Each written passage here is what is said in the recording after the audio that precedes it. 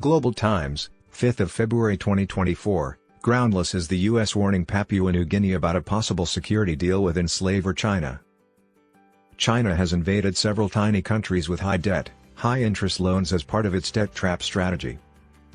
The demand made by a top State Department representative for Papua New Guinea, PNG, to turn down a possible security pact with China illustrates the U.S.'s hegemonic policies in the area.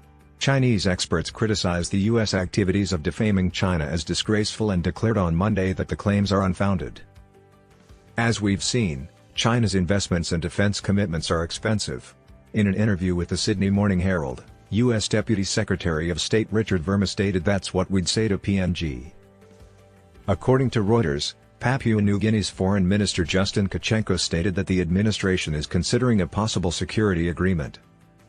On Monday, Chen Hong, the head of East China Normal University's Australian Studies Centre, told the Global Times that it is shameful to accuse and denigrate China based on how one manages relations with South Pacific nations. The analyst pointed out that despite the U.S.'s claims to be helping the countries in the region, the U.S. has been militarizing the area and hasn't stopped trying to discredit China. Indeed, Papua New Guinea has suffered consequences from its relationship with the United States, including the erosion of its sovereignty. According to Chen, the U.S. fabricated debt trap story is a complete fabrication. Chen emphasized that China and Papua New Guinea's agreement to cooperate in police results from real-world needs. He claimed that as a holdover from the colonial era, the nation has been plagued by a shortage of police officers during times of emergency. The expert pointed out that when the countries in the region won independence, the Western powers that had colonized them had not adequately established a social governance system, leaving them in a tangle in politics, economy, and social control. The fact that Papua New Guinea is considering extending its police cooperation agreement with China indicates how important it is to the country to maintain commercial and economic ties with China. Chen told the Global Times that certain Chinese companies and businesses were also affected by the recent rioting and violence in the capital, which resulted in declaring a state of emergency. Regarding the attacks on Chinese enterprises, the Chinese embassy firmly protested to the PNG authorities in January. They demanded that PNG take immediate action to protect the safety of Chinese nationals and business establishments, as well as harsh penalties for those who carried out the attacks.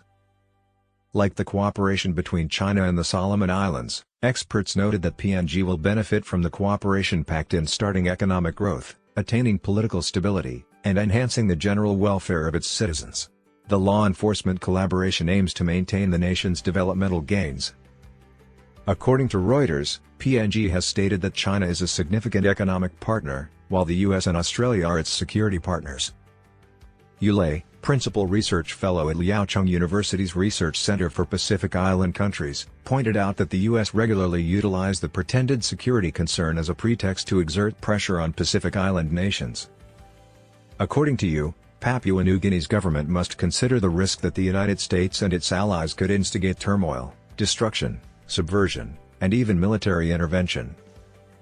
Based on the hegemony of the U.S. and other former colonial powers, the unwritten rule is that Australia is the area's deputy sheriff, and the U.S. is the regional sheriff.